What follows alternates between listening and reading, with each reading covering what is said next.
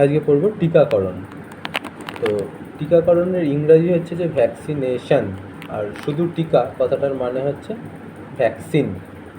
তো এই যে ভ্যাকসিন কথাটা এলো কোথা থেকে? একটা ল্যাটিন শব্দ রয়েছে ভ্যাকসিনাস, সেই ভ্যাকসিনাস শব্দ থেকে এই ভ্যাকসিন কথাটা এসেছে। তো এই ল্যাটিন শব্দে ভ্যাকসিনাস যেটা, তার মানে কি ফ্রম কাউ, মানে গরুর থেকে পাওয়া। আচ্ছা, আর তো এরকম মানে বলা হলোই কেন হঠাৎ? প্রথম টিকা আবিষ্কার করেছিল এডওয়ার্ড জেনার। তো প্রথম যে টিকা সেটা আবিষ্কার করা কত সালে? 1798 সালে। অবশ্যই সেই টিকা এত বেশি উন্নত ছিল না। তো সেই প্রথম যে টিকা সেটা আবিষ্কার করা হয়েছিল এই গরুর দেহ থেকে, তাই জন্য নাম হয়েছিল ভ্যাকসিনাস। ওই থেকেই, ওয়ার্ডটা থেকেই ভ্যাকসিন। তাহলে নাম কী হয়েছিল? ভ্যাকসিন। তাহলে কীভাবে কী হয়েছিল? গরুর তখন এক রকমের বসন্ত রোগ বা পক্স রোগ দেখা যাচ্ছিল, মানে যেটাকে স্মল পক্স বলি আমরা। তো সেরকম, তো সেটা গরুর বেলাতে গো বসন্ত। তো গরুর থেকে কিছু কিছু মানুষেরও হয়ে যাচ্ছিল। তো এডওয়ার্ড জেনার কী করেছিল, ওই যে গরুর যে বসন্ত রোগের ভাইরাসটা, তার নাম হচ্ছে যে ভ্যারিওলা ভ্যাকসিনি। এটা গণ, আর প্রজাতিটা কি? ভ্যাকসিনি। হ্যাঁ, তো গো বসন্ত আর গুটি বসন্তর মধ্যে কি সম্পর্ক রয়েছে, সেই সময় এডওয়ার্ড জেনার দেখেছিল যে প্রথমে একটা রোগ গরুতে দেখা যাচ্ছিল যেটার নাম গো বসন্ত। উনি একটা জিনিস খেয়াল করলো, বা অনেক জায়গায় শুনে হয়েছে, যে সমস্ত রাখালদের গরুর যে বসন্ত রোগটা মানে গো বসন্ত সেইটা আগে হয়েছে তাদের, আর পরে মানুষের যে বসন্ত রোগটা বা মানে বলা হয় গুটি বসন্ত, সেটা আর হচ্ছে না।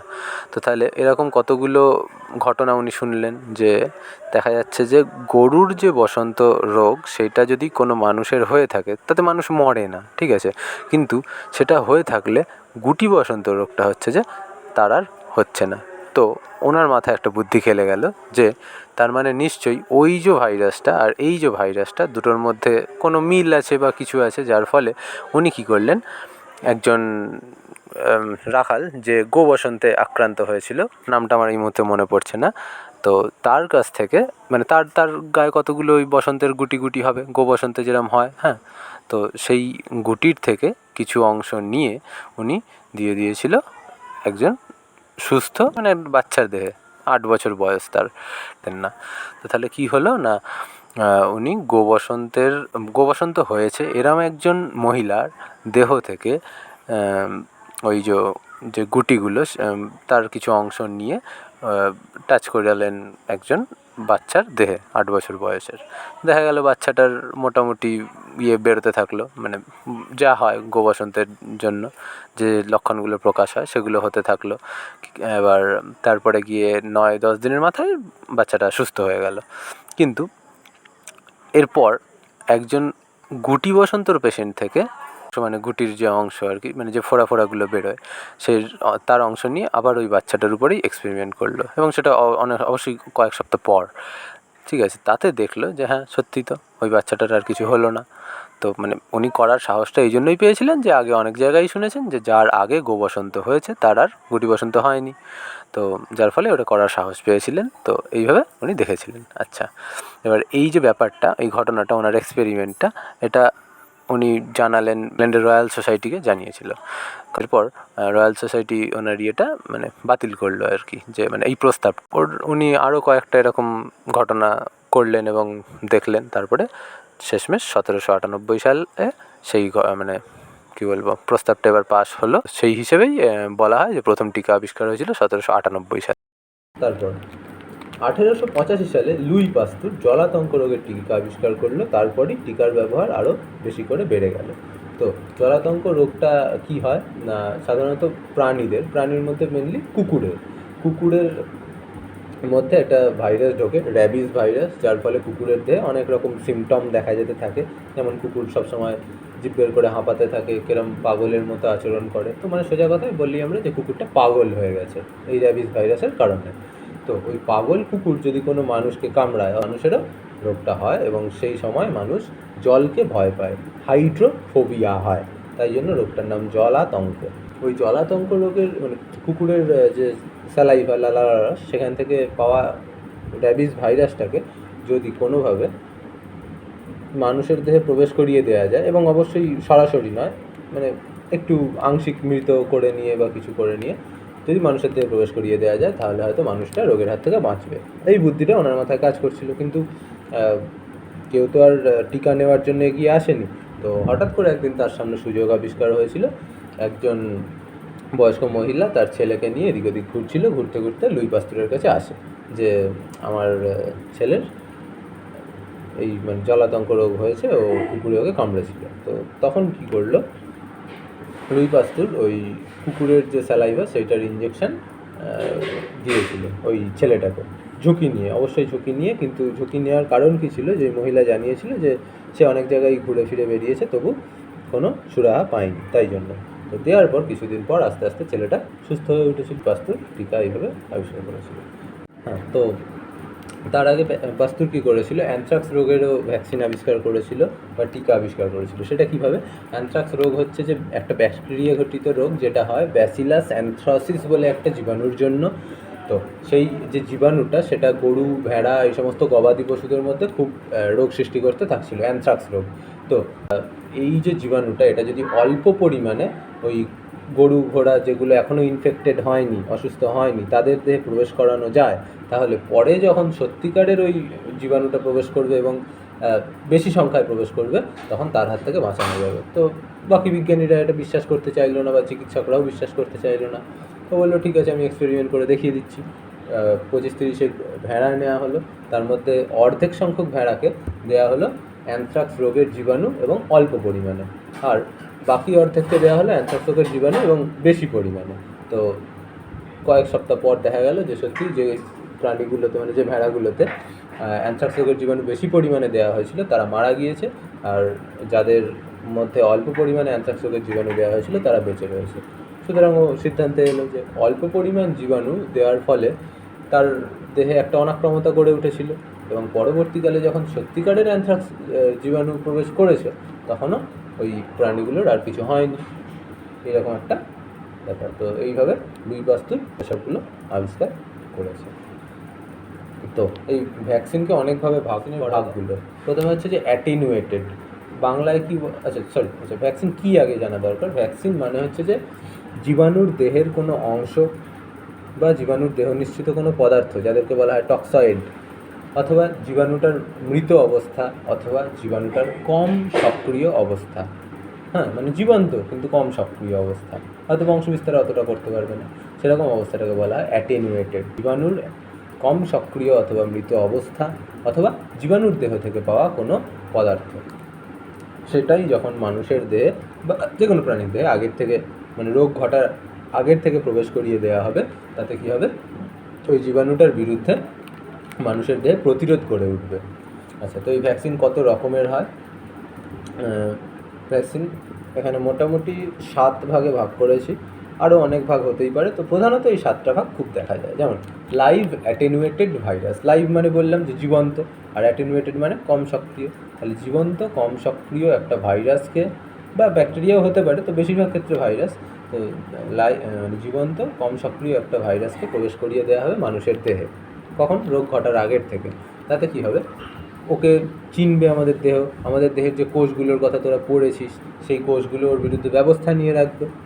মেমোরি সেল তৈরি হয়ে থাকবে, সে বি মেমোরি সেল হোক বা টি মেমোরি সেল, যার ফলে পরবর্তীকালে যখন সেই জীবাণুটা সত্যিকে সত্যি ঢুকবে এবং বেশি পরিমাণে ঢুকবে, তখন তাকে আটকানো যাবে। তো এইভাবে কোন রোগের ভ্যাকসিন আবিষ্কার করা হয়েছে? স্মল পক্সের ভ্যাকসিন। আমাদের দেশে স্মল পক্সের ভ্যাকসিন বাচ্চাদের বা আমাদেরকেও দেওয়া হয়নি এখনও অবধি, কিন্তু কোনো কোনো দেশে হয়তো দেওয়া হয়। তো তাহলে এইভাবে স্মল পক্সের ভ্যাকসিন আবিষ্কার হয়েছিল। তারপর এবার হচ্ছে যে মৃত বা কিল্ড, হ্যাঁ, এটাকে আবার অনেক সময় বলা হয় ইনঅ্যাক্টিভেটেড। তাহলে মৃত ভ্যাকসিন বা কিল্ড ভ্যাকসিন কি?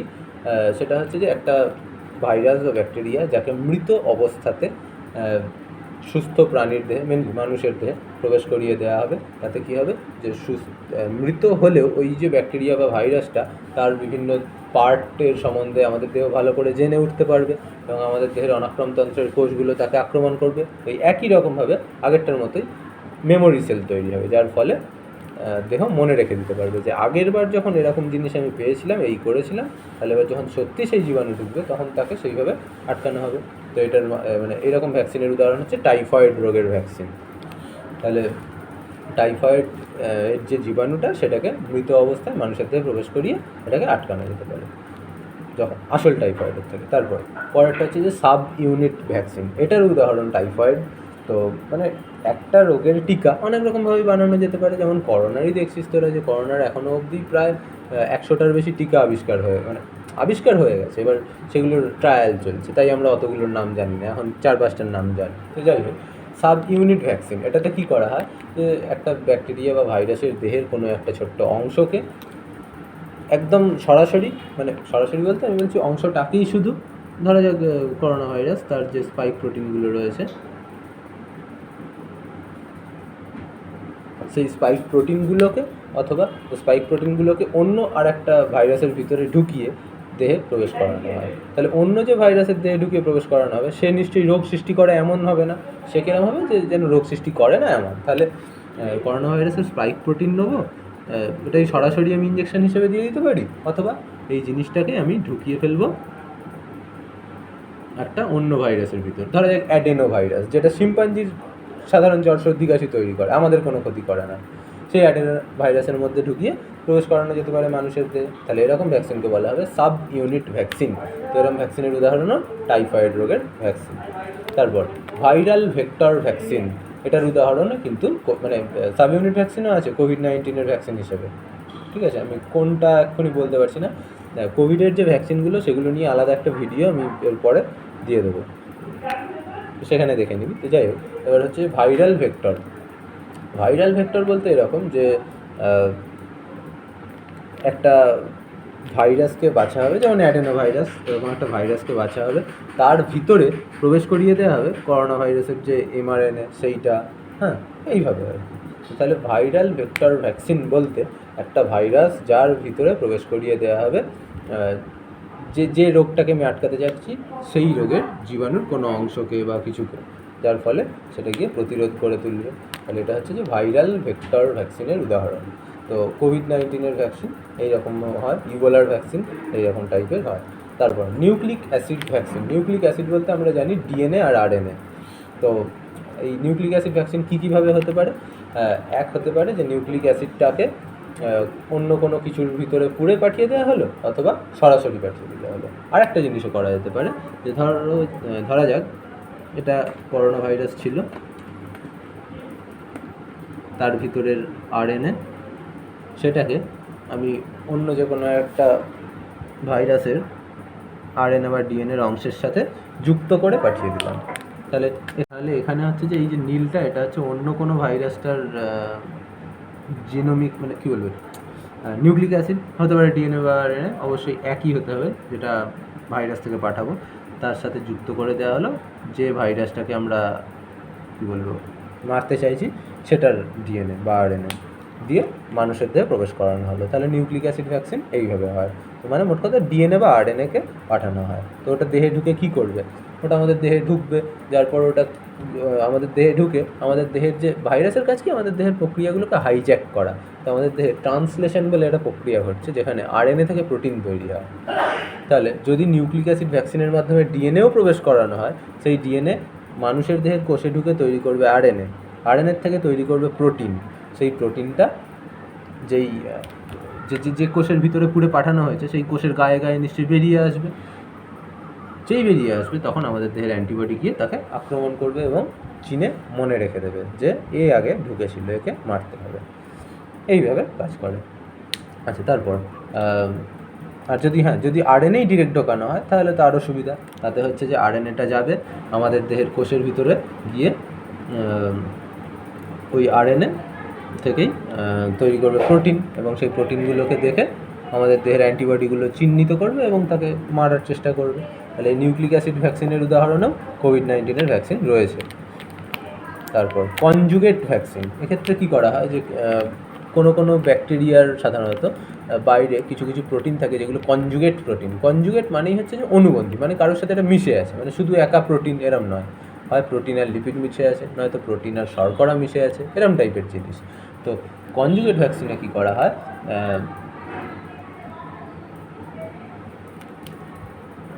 ধরা যাক একটা ব্যাকটেরিয়া থেকে পাওয়া একটা শর্করা আর প্রোটিন দিয়ে গঠিত অংশ এটা, হ্যাঁ। তো এইটাকে মারবার জন্য কী করা মানে কনজুগেট ভ্যাকসিনে কী করা হয় যে কোনো ব্যাকটেরিয়ার থেকে পাওয়া কোনো অংশ, সেটা হতে পারে যে বলবো কার্বোহাইড্রেট জাতীয় অংশ, তাকে অ্যান্টিবডি নিশ্চয়ই তাহলে তাকে করতে পারবে না, কি বলবো, সহজে চিনতে পারবে না, যার জন্য তাকে জুড়ে দেওয়া হলো কোনো একটা প্রোটিনের সাথে, যেটাকে আমাদের দেহ খুব ভালো করে চেনে, দিয়ে তার সাথে মিশিয়ে পাঠিয়ে দেওয়া হলো আমাদের দেহে। তাতে কী হবে, ওকে সহজেই চিনবে এবং জীবাণুটাকে বা জীবাণুর দেহের অংশটাকে আমাদের দেহ ধ্বংস করতে পারবে। তাহলে কনজুগেট ভ্যাকসিন মানে হচ্ছে যেটাতে যে রোগটাকে আমরা নির্মূল করতে চাইছি সেই রোগের জীবাণু এর অংশ সাথে অন্য কোনো জীবাণুর অংশকে মিশিয়ে পাঠানো হবে, সেটা হচ্ছে কনজুগেট ভ্যাকসিনের উদাহরণ। তো এটার উদাহরণ হবে টাইফয়েড রোগের ভ্যাকসিন।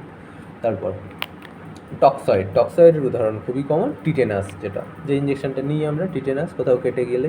তো তাহলে এটা হচ্ছে টক্সয়েড ধরনের। কেন টিটেনাস রোগটা হয় ক্লস্ট্রিডিয়াম টিটেনি বলে একটা জীবাণুর জন্য, যেটা কোথায় থাকে, জং ধরা পেরেক বা বিভিন্ন লোহার জিনিসপত্রে, যার জন্য ওই সমস্ত জিনিসে কাটলেই টিটেনাস নিয়ে নেওয়াটা উচিত, কারণ রিস্ক রেখে লাভ নেই। তো ওই টিটেনাস ধরনের ব্যাকটেরিয়ার দেহ থেকে খরিত হয়, মানে ক্লস্ট্রিডিয়াম টিটেনি আর কি ব্যাকটেরিয়ার নাম, সেই টিটেনাসের মানে ক্লস্ট্রিডিয়াম টিটেনির দেহ থেকে বের হয় এক ধরনের বিষ টাইপের জিনিস, যাকে বলা হয় টক্সয়েড। সেই টক্সয়েডটাকে কম ক্ষতিকারক অবস্থায় আমাদের দেহে প্রবেশ করিয়ে দেওয়া হয়। তাতে কী হলো, আমাদের দেহ ওকে অ্যান্টিজেন হিসেবে চিনে রাখলো। এরপরে যখন সত্যিকারের টিটেনাসের ব্যাকটেরিয়াটা ঢুকবে, তখন তাকে আমাদের দেহ মারতে পারবে। তাহলে এইভাবে তৈরি টক্সয়েড ভ্যাকসিনগুলো। এটার উদাহরণ টিটেনাসের ভ্যাকসিনটা এইরকম। তাহলে এইরকম 7 রকমের ভ্যাকসিনের কথা বলা রয়েছে এবং তাদের কী কী কাজের পদ্ধতি, কী কী উদাহরণ, সেগুলো বলা রয়েছে। আচ্ছা, এবার কতগুলো ভ্যাকসিন রয়েছে যেগুলো ছোটোবেলা থেকে দেওয়া হয়, যেমন ডিটিটি নাম কি, ডিপথেরিয়া, পারটুসিস আর টিটেনাস। তাহলে 3টে ভ্যাকসিনকে একসাথে জুড়ে দেহে দেওয়া হচ্ছে। হ্যাঁ, তাহলে এরকম ভ্যাকসিনকে বলে সংযুক্ত ভ্যাকসিন। তাতে কি হচ্ছে, ডিপথেরিয়া রোগও নির্মূল হচ্ছে, পারটুসিস মানে হচ্ছে হুপিং কাশি, সেই রোগটাও নির্মূল হচ্ছে, আবার টিটেনাস রোগটাও নির্মূল হচ্ছে। বাচ্চাদের পোলিও কার্ড দেখলেই এটা পাওয়া যাবে যে ডিপিটি দেওয়া হয়। তারপরে MMR দেওয়া হয়, মামস, মিজলস আর রুবেলা, এই 3টে রোগকে আটকানোর জন্য দেওয়া হয় MMR টিকা। তারপরে BCG, এই টিকাটার পুরো নাম কি, ব্যাসিলাস কালমেট-গুইরিন, এটা যক্ষা রোগের টিকা BCG। আর তারপরে OPV, ওরাল পোলিও ভ্যাকসিন, এটা হচ্ছে যে পোলিও ভাইরাসের জন্য টিকা। হ্যাঁ, তো তাহলে প্রথম দুটো হচ্ছে যে পুরো নাম, যেখানে অনেক কটা রোগকে আটকানোর ব্যবস্থা করা আছে, আর পরের দুটো একটা রোগেরই টিকা, এটা যক্ষা রোগের টিকা, এটা পোলিও রোগের টিকা, কিন্তু পুরো নাম হিসেবে ব্যাসিলাস কালমেট-গুইরিন।